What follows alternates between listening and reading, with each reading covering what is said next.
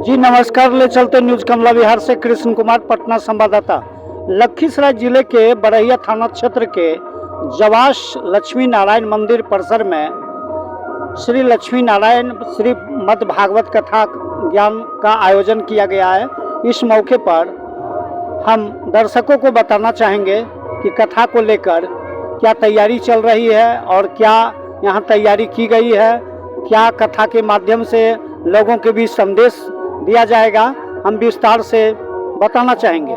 News कमला विहार दर्शकों को दिखाना चाहती है कि कथा को लेकर सर हिंदू सनातन धर्म में जो लक्ष्मी नारायण मंदिर परिसर में जो श्रीमद् भागवत कथा का आयोजन किया गया है, इसकी महत्व क्या है?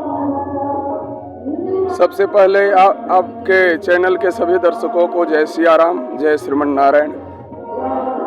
देखिए, हमारे यहाँ यज्ञ का अर्थ ही होता है जोड़ना। व्याकरण जो पढ़े होंगे वो जानते होंगे, यज्ञ शब्द से यज्ञ धातु का निर्माण हुआ है, जिसका अर्थ होता है जोड़ना, यानी जीवात्मा और परमात्मा से संबंध कराना। जीव में जो आज भेद है कलयुग में, अमुक आदमी अमुक से विभेद रख रहा है, इस यज्ञ के माध्यम से, कथा के माध्यम से सारे सनातनी एक पंडाल में बैठ करके और कथा को सुनते हैं और एक आपस में भाईचारा, सद्विचार, अभिव्यक्ति के साथ में जीवन को यापन करते हैं। यही हमारे सनातन धर्म में कथा सिखलाती है। कथा भगवान की कथा जो सबको तरन तारण करने वाली है, और कलयुग में कथा की तो और बहुत बड़ी विशेषता है। भागवत में भगवान सुखदेव जी महाराज परीक्षित को कथा सुना रहे हैं। परीक्षित ने पूछा है कि प्रभु, इस कथा से क्या मुक्ति हो सकती है? तो भगवान सुखदेव ने कहा, परीक्षित साक्षी यत्, परीक्षित तुम ही साक्षी हो। जिसने इस कथा को सुना है उन सबको मोक्ष मिली है।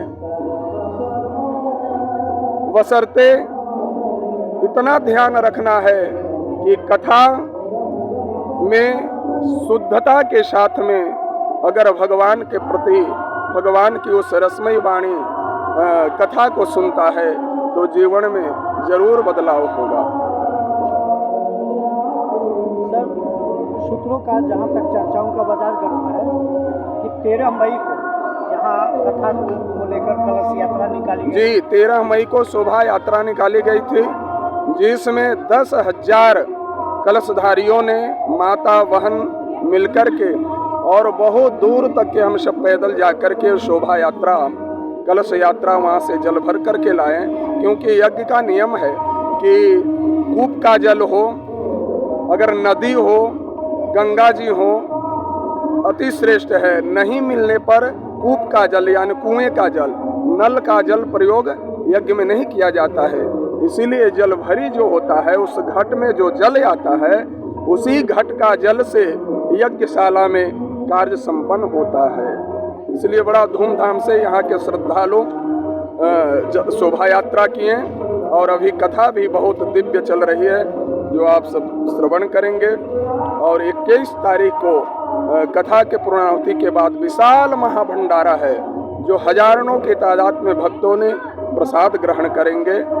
तो आपके चैनल के सभी दर्शकों को मैं आह्वान भी करता हूं कि आप आइए इस यज्ञ में और अपने जीवन को कृत बनाइए, धन्य धन्यतम बनाइए। यज्ञ भगवान की जय हो। सर, आखिरी सवाल यह है कि सूत्रों का मानना है कि धर्म को राजनीति से नहीं जोड़ना चाहिए, लेकिन इस बार जहां 13 मई को कलश यात्रा निकाली गई, पूरा हिंदुस्तान, पूरा देश देख रहा है। अभी पूरा हिंदुस्तान आपके इंटरव्यू साक्षात्कार को देखेगा, और न्यूज़ कमला विहार के साक्षात्कार में यह दावा है कि 13 तारीख को जहां कलश यात्रा श्रीमद् भागवत कथा ज्ञान को लेकर यहाँ कलश यात्रा निकाली गई, पूरा देश, बिहार के खासकर 5 संसदीय सीटों पर राष्ट्रीय लोक महापर्व मनाया जाना सुनिश्चित किया गया था। तो एक तरफ चर्चाओं का बाजार गर्म है कि धर्म को राजनीति से नहीं जोड़ना चाहिए, लेकिन हिंदुस्तान जैसे धर्म प्रधान देश में भारतीय जनता पार्टी एक राष्ट्रीय पार्टी है और एक बड़ी पार्टी है जो हमेशा धर्म से लगाव रखा, चाहे वो गीतम्बरा जी हों, चाहे वो सुश्री उमा भारती जी हों या जो हों। क्या आप इसके पीछे कहना चाहते हैं? देखिए, धर्म के बिना राजनीतिक जो है वो राजनीतिक सफल नहीं होता है और वह राजनीतिक ज़्यादा दिन टिकती नहीं है। इसलिए मैं तो यही कहूँगा कि धर्मयुक्त राजनीतिक होना चाहिए, न कि राजनीतिक युक्त धर्म होना चाहिए। जिस धर्म में, जिस राजनीतिक में अगर धर्म है तो वह राजा, वह शासक जो है कभी पदभ्रष्ट नहीं हो सकता है। जीता जागता उदाहरण जब आप मैं पूछ रहे हैं तो अभी हमारे देश के माननीय प्रधानमंत्री बिना धर्म के कार्य नहीं करते हैं। इसलिए यहाँ के मतदाताओं ने अपने पहले शुद्धिकरण किया और शुद्ध होकर के तब अपने प्रत्याशियों के लिए वोट दबाया है। इसलिए जिनके मत में अगर वोट जाएगा, धर्म के साथ साथ उनका भविष्य उज्जवल होगा। इसलिए धर्मयुक्त राजनीतिक होना ही चाहिए देश में। तो क्या ऐसा माना जा रहा है कि माननीय प्रधानमंत्री के द्वारा जो इस बार राम मंदिर को लेकर जो कलश यात्रा या 22 तारीख को जो शोभा यात्रा पूरे हिंदुस्तान में निकाली गई, वो काबिले तारीफ की है? बिल्कुल बिल्कुल, इसमें कोई संदेह है। राम तो हमारे प्राण है। राम के बिना यह देश कैसे रह सकता है, हम सब कैसे रह सकते हैं। घट घट में राम है, हम में तुम में खड़े खम्भ में सब में व्यापत राम। इसलिए मोदी जी की जितनी तारीफ की जाए, कोई मैं राजनीतिक व्यक्ति नहीं हूँ, मैं एक आध्यात्म गुरु हूँ, लेकिन ऐसे प्रशासक मैंने कई प्रधानमंत्री देख लिया, लेकिन जो हमारे मोदी जी कर रहे हैं, बताइए अमेरिका में जाकर के कोई ऐसा भारत का प्रेसिडेंट हो जो नींबू और पानी पर रह करके और वहाँ के भोजन तक के नहीं चखते हैं, नींबू और पानी पर रह जाते हैं 9 दिन फास्टिंग। तो ये कोई सामान्य नहीं, वो भी एक क्षेत्र का महापुरुष ही व्यक्ति।